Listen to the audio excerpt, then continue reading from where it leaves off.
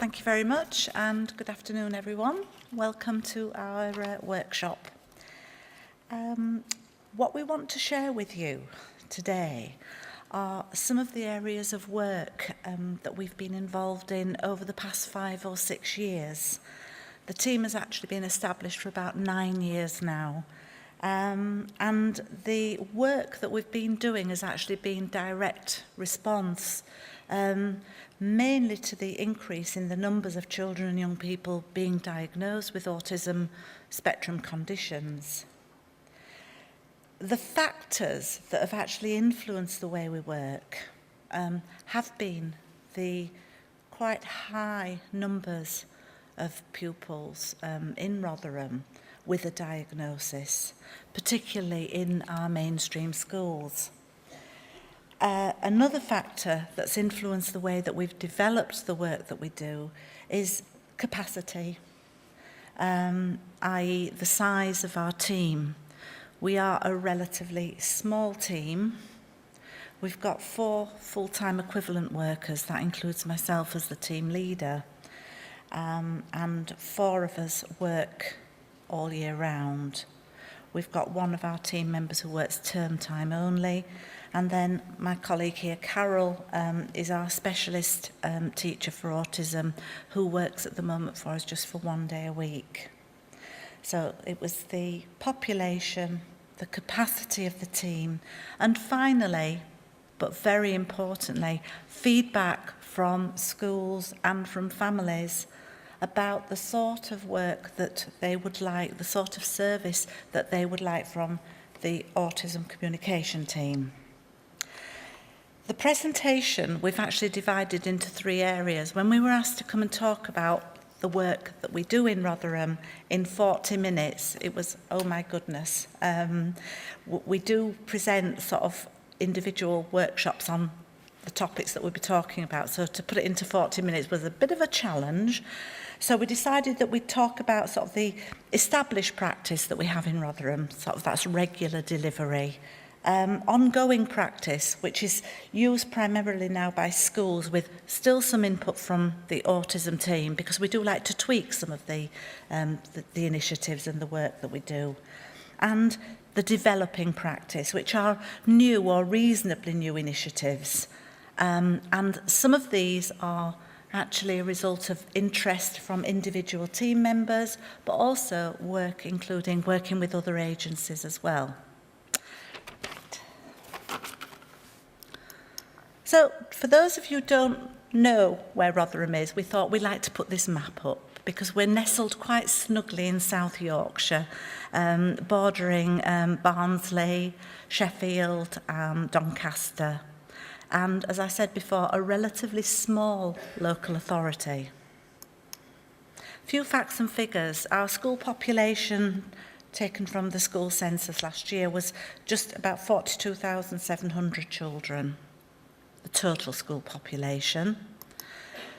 And of those, we have approximately 1,050 children, young people diagnosed with autism spectrum conditions or Asperger's syndrome. Probably a few more now because these figures are taken from the end of last year. Of those children, about 344 pupils have got statements of special educational needs for their autism, and they would access special schools and mainstream school, but also our 2 resource provisions, primary and secondary, and some children are still placed in out-of-authority placements. Just a little bit about the provision and the resources. I've mentioned our primary and secondary resource, 20 places each, and those are attached to mainstream primary school and a mainstream secondary school. A little bit about the work that the team do. We actually developed and we grew out of our learning support service, and that's one of the reasons why we work mainly in mainstream schools across age phases. So from working with very young children, often getting involved from about foundation stage 2, up to working with young people about to leave their secondary education and transition into further or higher education. The thrust of our work is support, advice and training to schools. We are actually funded by schools through the Direct Schools Grant, and a lot of our work recently seems to be on providing training, not only to the schools but for other providers as well. One of the main areas of work that we have developed, and we've developed that with other agencies, is support for parents. And that can consist of general advice and also the parent training programme that I'll be talking about later. What we do pride ourselves on very much in Rotherham is collaborative working. And I was just saying to a colleague here, I think our motto is that we'll work with anyone. We're very fortunate that we're co-located now in a wonderful new building which houses the CAMS services, speech and language therapy, the social care team, disability team. So it's just, we no longer have to sort of be trying to phone people. We just go and grab them in their offices or go and have a coffee with them.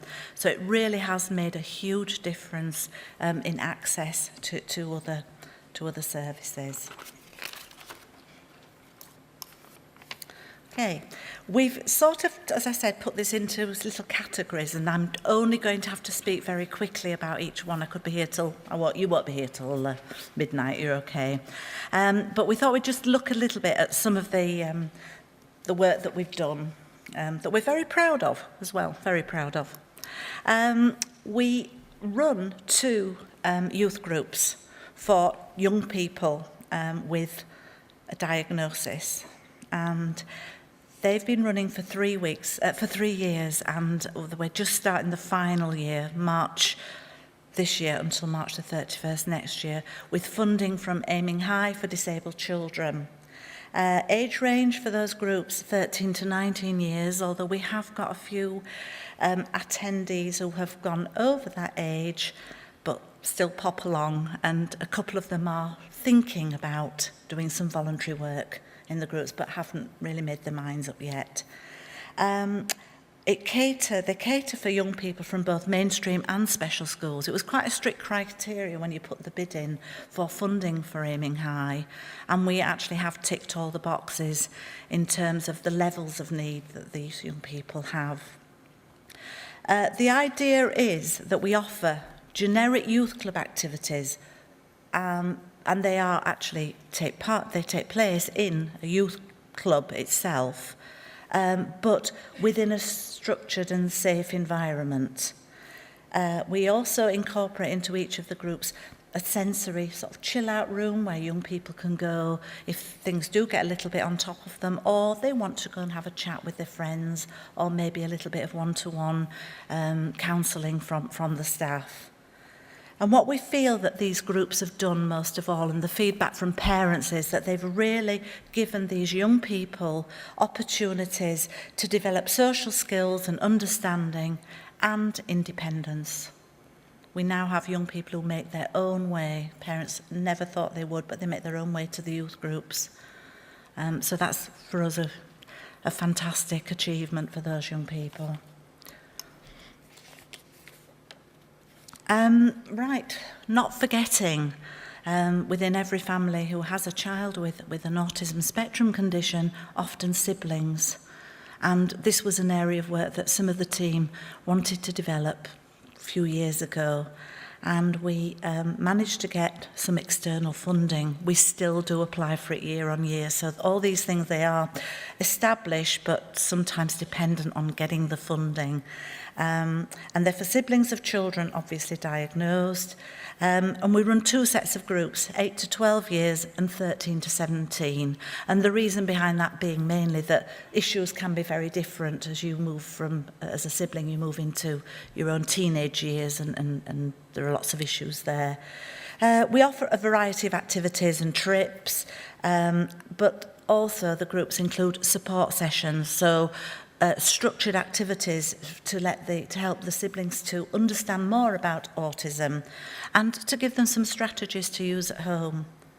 And they have been incredibly successful. And what we've got now is a small network of siblings who actually meet up together. So it's sort of that cascade approach that we can leave people with something to carry on, even though we can't always be there. Likewise, again, external funding, keep your fingers crossed for us, for activities for young people with autism. And we run summer holiday activities, which that's been going on for about 4 years now, for children with autism aged 8 to 12. And the way that we let school people know is that we send the flyer out into schools, and it's first come, first served. However, after 3 years, most of the young people know that these will be coming up, and so you've got parents sort of phoning up before we've even sent the flyers out now, but they're wanting those activities. But I think that actually illustrates how important it is for families to have that break as well. Again, a variety of activities, not always the same, but crafts, sports, baking. There is a number limit, and we have to look at our staffing ratios dependent on the premises, where we can run them, and how many staff we will have available. Finally, I'm just going to talk about our multi-agency parent training programme. This actually developed out of a need that was identified at our autism strategy group for post-diagnostic support for parents. And I know I'm going to go on a little bit, but because of the numbers of families that we have in Rotherham, although we'd got accredited trainers for the Early Bird and Early Bird Plus, we found ourselves in a terrible situation where we'd got waiting lists of over 50 families. And we just weren't able to sort of service that number of families. And so we decided, a group of us, to develop our own parent training programme, which is a series of 6 workshops. And it's a multi-agency delivery. So we've got speech and language therapists, the autism team, educational psychology service, CAMS, so a whole host of people who give their time to deliver a workshop. They run once a fortnight, 6 workshops, so it just nicely fits into a school term. Free of charge, self-referral from parents, and no age limit. Okay, I'm going to ask Carole now to come and talk a little bit about ongoing good practice. Are we okay for time? Right.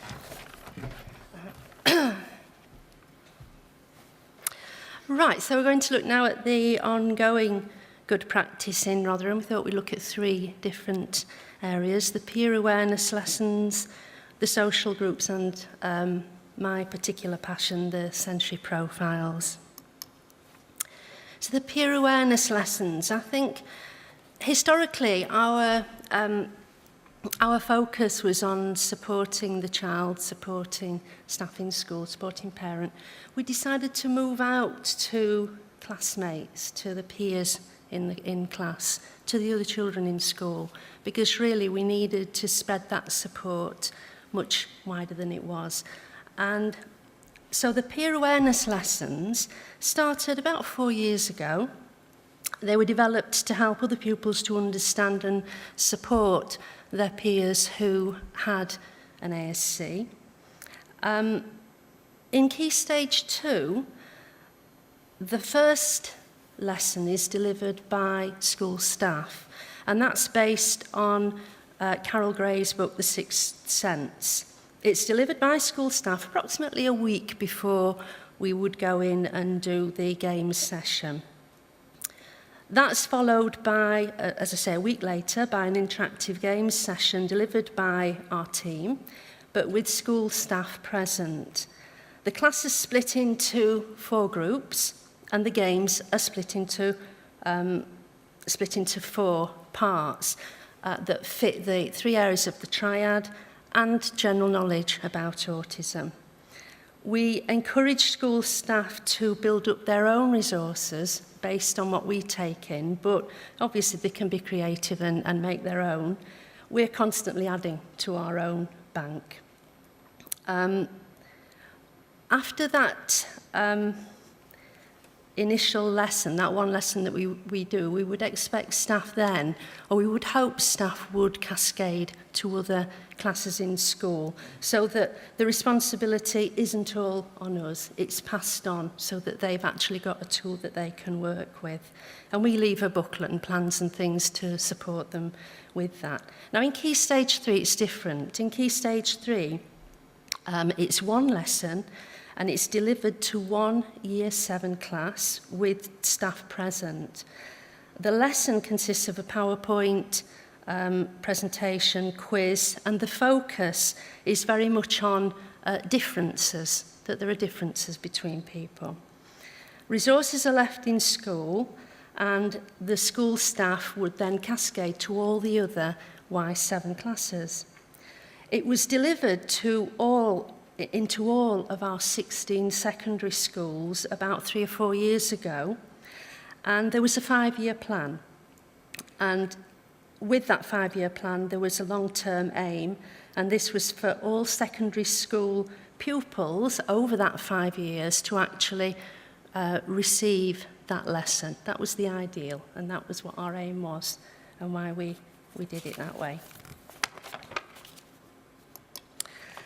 Moving on to social groups. This was a project for the pupils themselves who were diagnosed with an ASC, and they actually formed the small social group in school to access this.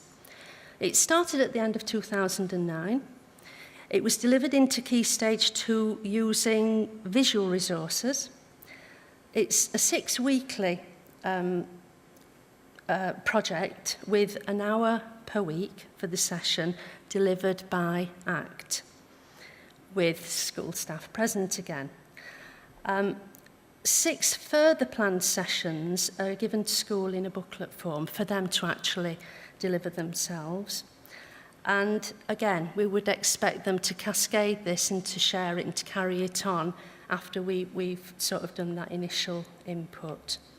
It's been introduced into 15 of our primary schools and 1 special school, because of course it's quite time consuming. They're delivering at about 1 school per half term, because it does take regular input, but gradually sort of working through them. In Key Stage 3, all of the 16 secondary schools have had that initial input quite a while ago. 6 sessions were delivered by ACT into the school. Again, school staff present so that they could learn as it was being modelled to them, and then they could cascade and use it themselves as we kind of step back. It enables schools to actually take responsibility themselves for doing things, so that they're not just relying on us and phoning us up all the time to go in like the cavalry. They don't need that. They need tools to be able to manage some of these things themselves and actually really enjoy doing it. Right, on to my passion now. I must be very, very careful not to talk too long on this one. Sensory profiles. In about 2007, I looked at what was happening in Rotherham with the sensory information, and there was no consistency, no continuity, and so I wanted to look at a way of gathering that information and putting that information together and sharing it so that all the different support services, all the different schools, we were all doing it the same way. So we weren't repeating work that didn't need to be done. We could share and we could work together in a multi-agency way. And so I spent time developing a questionnaire that would be very accessible for parents, for schools, and anybody who was using it. It takes quite a while actually to put together a questionnaire that is okay, and we had to trial it a little bit, but we got there in the end. And what I liked about this questionnaire was it really, really pulled parents in. It included parents, and it made them feel that their information and their input was very, very valuable, which of course it is.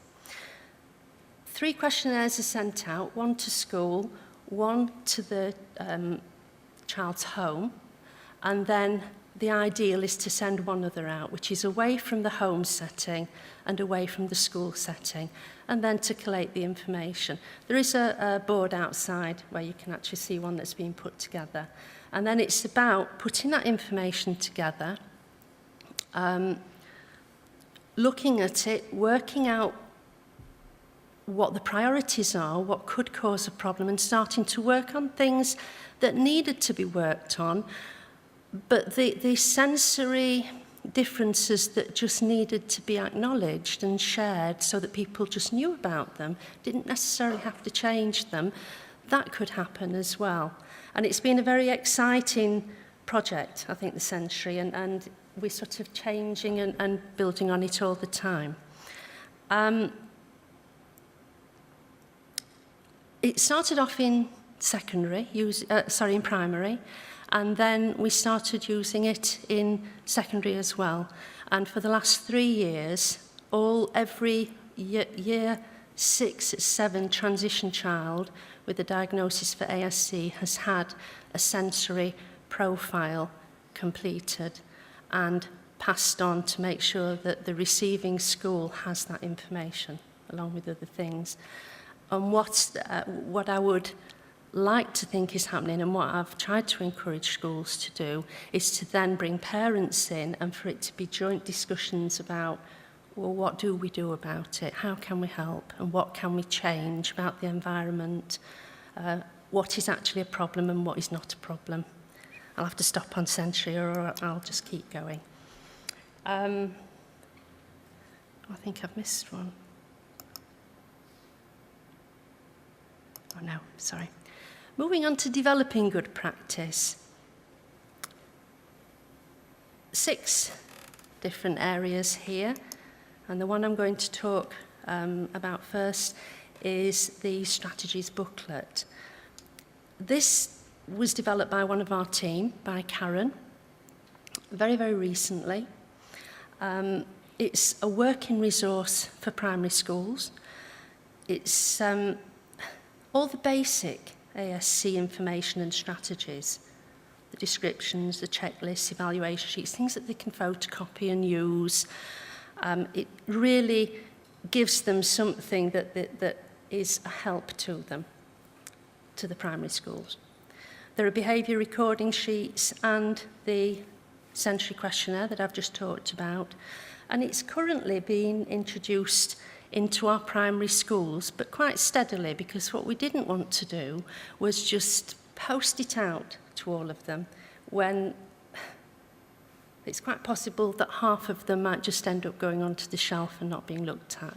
And so we decided that the best way to take them into school was for us to take them in ourselves, have them signed for so we know who we've passed them over to. We give them 2 copies, and to actually talk about them and refer to them within our practice. So if we had a case in that school and we were going into the school regularly, we would refer back to this book and we would work with the book as a tool for us to share with the school, but it actually belongs to the school.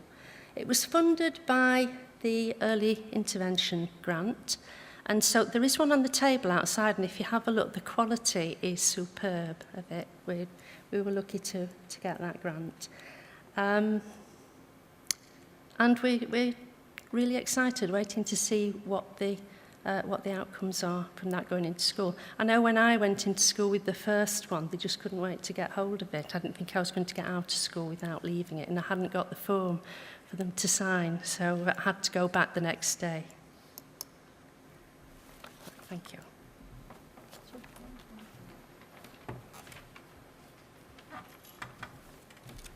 Yeah, just on that note, I took a copy of the booklet to the Autism Strategy Group and was almost mobbed by several of the members who wanted a copy for themselves. So it really is very, very, very popular.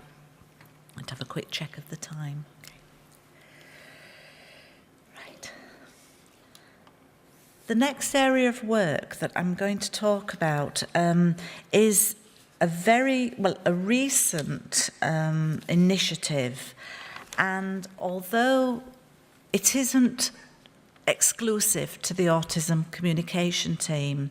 We have been very heavily involved in its development, and I just feel that it would be well worth sharing it with you. Some of you may have seen the display outside as you came in, and there is a banner. It actually deserves a banner, this piece of work. So it's the Rotherham Charter for the Parent and Child Voice. Post IDP and the Lamb inquiry, which followed with the report on SEN and parental confidence, bids were invited from local authorities for innovative practice projects, and Rotherham was one of only 6 projects that was awarded funding. And the focus of the work that Rotherham wanted to do was to work collaboratively in partnership with schools, services and parents. We have an incredibly active parent carers forum in Rotherham, and they are a lobbying group, they are a supporting group, they are a monitoring group, and I think that the work that's been achieved is a very, very good example of this partnership working, and it's been endorsed by the council and by various different groups on the council as good practice. The actual work is going to be through using materials which schools can purchase, which include a self-monitoring document, but then a practical toolkit with ideas and examples of good practice. And the idea is we've been piloting it in just a few schools at the moment, where schools will look at their current practice and then monitor themselves and mark themselves against, the best practice. And there are several grades that they can achieve: bronze status, silver, gold. It is in its very early stages, but what I have done, I think in your handouts, I've put a quick link. I've only just learned how to do those today, but to the website. So if you did want to find out any more information, it is there. I'm really, really excited about it, because I think that we can often pay lip service, can't we, to working collaboratively with parents and listening to parents. This is an actual piece of work that ensures that will continue and it will happen.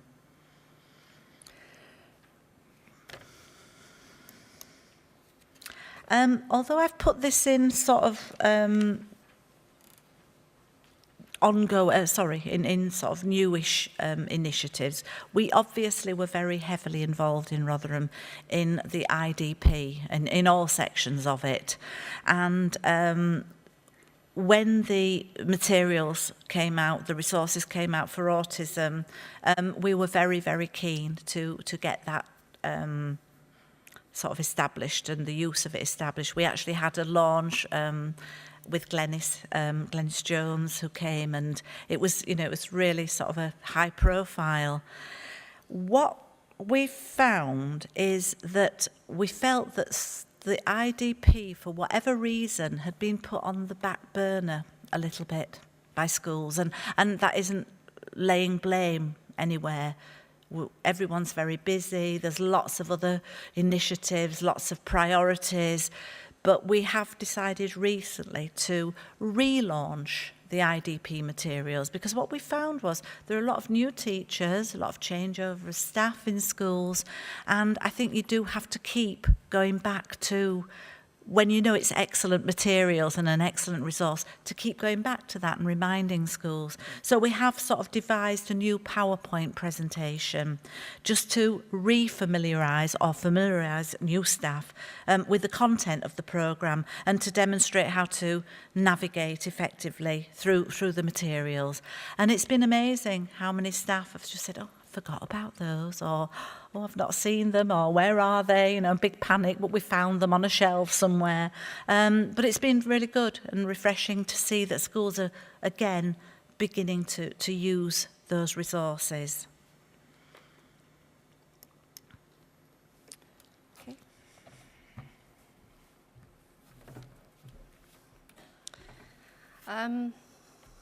Right, emotional well-being. This is a very new project that one of our team has started working on, and therefore it's only been started in a handful of schools in Rotherham. It's very child-focused, so it's focused on their well-being rather than the focus being a learning focus. Thrive is the child-led creative activities. Then we have the drawing and talking. This is a 12-week intervention where the child is encouraged to regularly sit with the person with whom they're comfortable, and they draw and talk, and the person asks non-intrusive questions. It's low in cost, it's short term, and it can be used when there's nothing else available, or when the child is waiting for some kind of input somewhere else. The massage in schools, it's aimed at 4 to 12-year-olds. Apparently that was the age group that it was found was the best age group to target. And the Massage in Schools programme, or MISP, was founded in the year 2000 in Sweden. It is believed to reduce stress levels, to increase concentration, and to improve the sleep patterns at home. There's professional training given to all the teachers and caring adults, but as I say, that's in the very early stages. That's something we've just started. Pupil voice is something that we're starting to develop. It's not something particularly new, but it's something that we really want to focus on. It's about finding the child's views in the most child-friendly ways. Lots of kinesthetic approaches. I've put here Nuala's task. You won't have an idea what that is, because that Nuala was a colleague of mine, and it was it's a sorting task. So it's very kinesthetic, very visual, and it's so that the child can hopefully tell us where their areas of confidence are and where their areas of concern and worry are by doing this sort of sorting task. And other materials that we can use, obviously, like pupils, voice, and talking through pictures and things like that. So we're investigating all different ways of getting the child's own views of things, rather than just having an adult scribe for them, when you know that the adult has probably put their own sort of stamp on things, unintentionally, but that's what can sometimes happen.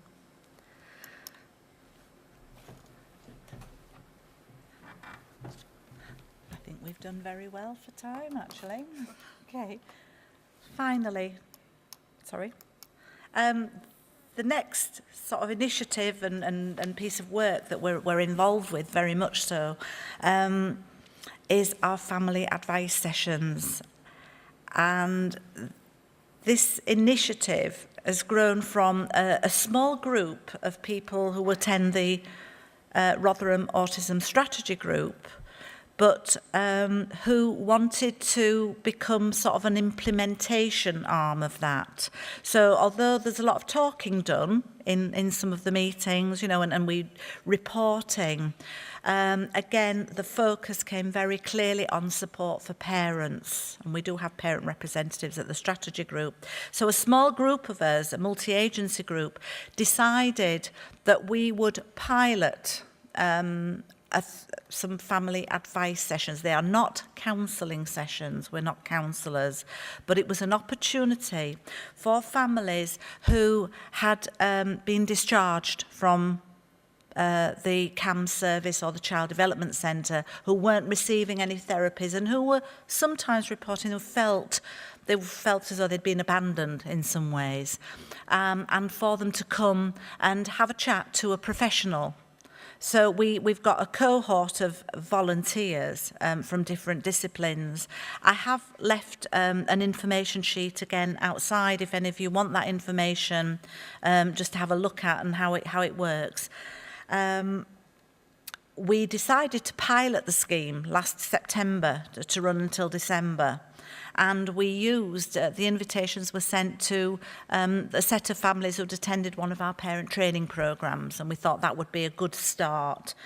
We actually got 14 families who came along during that period.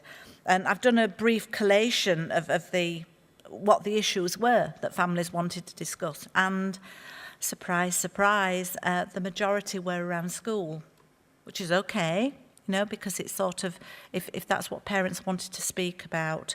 And some of them were also around school and home or around home. But the majority of issues that parents were feeling they wanted some advice and guidance on were around school.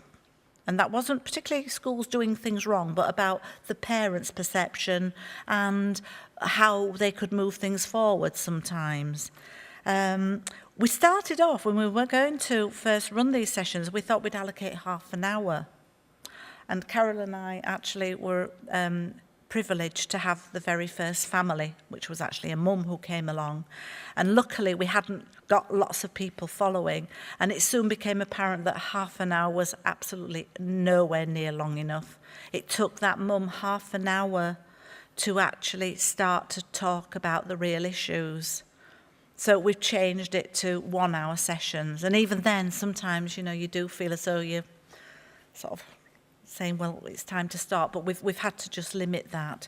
The other thing that came out, 2 facilitators for each session. Parents told us that they felt sort of very happy with 2 people there to talk to. And I think as facilitators, it's quite nice to have a colleague. And sometimes it might be myself and someone from CAMS, or it might be someone from the Child Development Centre and somebody from another agency. So it's all very much, we all sign up and give slots when we're available. And we've got a wonderful administrator who can slot people in, a bit like a doctor's, sort of surgery. The follow-up advice that we've been able to give has been sometimes resources that they can use at home or signposting, referral to our family outreach service. We have got some access for family outreach. And there has been a commitment from agencies to continue.